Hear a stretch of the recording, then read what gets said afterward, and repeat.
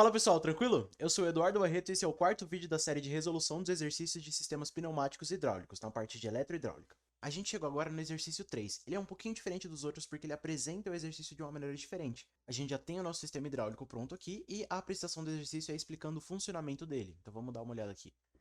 Os cilindros 1A e 2A só devem avançar mediante o acionamento dos dois botões S1 e S2, e retornará após um dos dois botões S3 ou S4 ter sido acionado. E tem uma observação que a gente precisa evitar o sobressinal. Como a gente já tem o nosso circuito hidráulico aqui, vamos dar uma brincada nele e vamos entender direitinho como é que ele funciona. A gente pode dar play aqui e mexer na solenoide manualmente, como se a gente estivesse acionando pelo circuito eletrônico, mas só acionando aqui direto na simulação. Essa válvula aqui é um pouco diferente das que a gente estava usando, das que a gente estava trabalhando.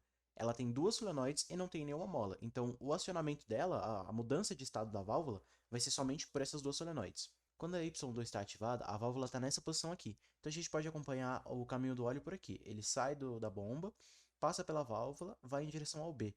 O B joga para as duas partes da direita do cilindro, fazendo ele ficar recuado, ele vai ficar retornado. Quando a gente desacionar a Y2 e acionar a Y1, ele vai trocar o estado da válvula e o óleo vai passar para outro lugar também. Ele vai sair daqui da bomba, passar pela válvula, indo do P para o A, e o A vai jogar para a parte da esquerda dos cilindros, fazendo eles serem acionados, eles avançarem, né? Então é isso que a gente tem que controlar pelo nosso sistema eletrônico. Dando mais uma olhada no exercício aqui, a gente já pode pegar o que a gente vai precisar. Ele diz aqui que o cilindro vai avançar mediante o acionamento dos dois botões S1 e S2, então a gente já pode pegar eles. E ele vai retornar após um dos dois botões S3 ou S4 ter sido acionado, então a gente já pode pegar o S3 e o S4 também. Já tendo o que o exercício pediu, a gente já pode organizar o nosso sistema eletrônico. Como sempre, a gente também vai precisar da nossa fonte, então o 24 volts positivo e o 0 negativo. E como a gente observou aqui no sistema hidráulico, a gente vai precisar de duas válvulas solenoides, que é a Y1 e a Y2, então já vamos pegar elas também. O segredo para resolver esse exercício está no próprio enunciado dele. A gente sabe que o que vai avançar o nosso cilindro é o acionamento da Y1, que vai mudar o estado da válvula e fazer o óleo passar do P para o A, que vai avançar os dois cilindros. E o retorno dele vai ser quando a gente desacionar o Y1 e acionar o Y2, porque ela vai voltar para essa posição inicial e a válvula vai jogar o óleo do P para o B, fazendo ele ir para a parte da direita dos cilindros, fazendo eles retornarem. Então, olhando por outro lado, o acionamento da válvula Y1, que é o avanço do cilindro, vai acontecer mediante o acionamento dos dois botões S1 e S2. Ou seja, quando a gente apertar o S1 e o S2 ao mesmo tempo, a corrente vai chegar na nossa válvula e vai acionar isso aqui. A gente aprendeu nos outros exercícios como fazer uma lógica E, que é uma lógica que os dois contatos têm que estar fechados para a corrente passar e chegar ao nosso objetivo. Essa lógica é montada com os contatos em série, porque assim a corrente só passa se ambos estiverem fechados. Então a gente já pode conectar aqui a saída 24 volts na entrada do nosso S1, a saída dele no S2 e a saída do S2 lá na nossa Y1. E a saída da Y1 aqui no 0 volts. Se a gente testar isso aqui, a gente já vai ver ele funcionando, porque quando a gente apertar o S1, a corrente vai passar e vai parar aqui. Quando a gente apertar o S2, ele vai acionar a Y1 e os cilindros vão avançar.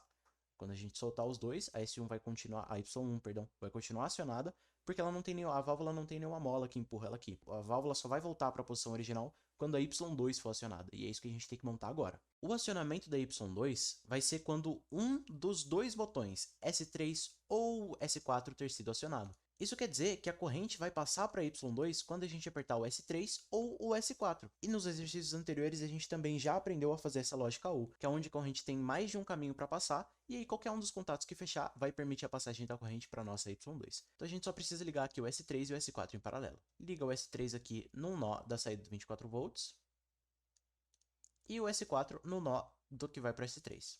Agora os dois a gente já pode ligar na Y2, liga o S3 na Y2 e o S4 também. E da nossa válvula ele já vai para o nosso negativo, para o nosso 0 volts.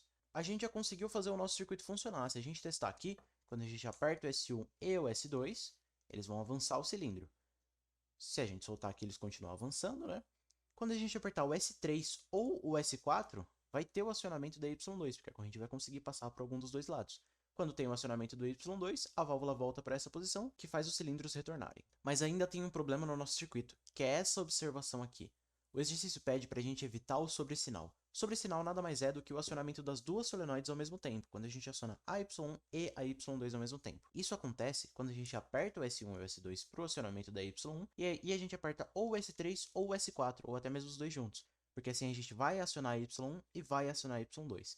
Isso pode ocasionar algum problema na nossa válvula, porque ela vai ter as duas solenoides ativadas. Para resolver isso aqui é super simples, a gente só precisa de mais um contato auxiliar, que é o que a gente vai entender como funciona agora. A gente precisa que mesmo que o S1 e o S2 estejam acionados, se o S3 ou o S4 estiverem acionados também, a corrente não pode chegar no Y1, porque ela não pode ativar se a Y2 já estiver acionada. Então, como eu disse, a gente vai usar um contato auxiliar do S3 e do S4. Vou pegar ele aqui e a gente vê certinho como é que ele funciona. Se a gente tiver um outro botão normal aberto com o mesmo nome de um botão que já existe, colocando aqui o S3, por exemplo, quando a gente simular e apertar o S3, como esse contato tem o mesmo nome que esse aqui, quando a gente aperta esse para fechar, esse aqui também vai fechar.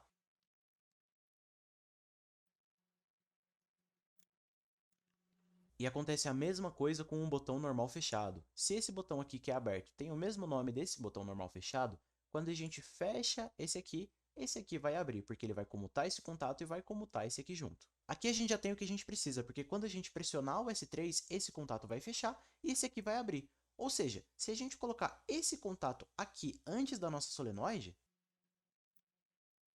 mesmo que o S1 e o S2 estejam pressionados, quando a gente apertar o S3, esse contato aqui vai abrir e ele vai impedir a passagem de corrente por aqui para chegar até o Y1. Basta a gente fazer a mesma coisa que a gente fez com o S3 com o S4 e a gente vai ter o nosso circuito protegido contra o sobressinal.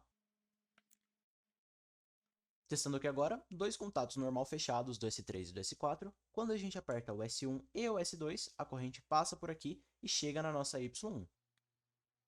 Quando a gente aperta o S3 ou o S4, tem um acionamento da Y2, normalmente que nem antes. Agora, se a gente apertar o S1 e o S2 para o acionamento da Y1, porém apertar o S3 ou o S4 do acionamento da Y2, esses contatos aqui vão fechar, permitindo a passagem da corrente para o Y2, mas esses contatos aqui vão abrir, impedindo a passagem de corrente para Y1. Isso garante que a gente não acione as duas válvulas ao mesmo tempo. Assim a gente pode evitar o sobressinal e garantir a vida útil da nossa válvula. Essa aqui foi a resolução do nosso exercício 3, usando uma lógica E para o avanço dos nossos cilindros e uma lógica OU para o retorno deles.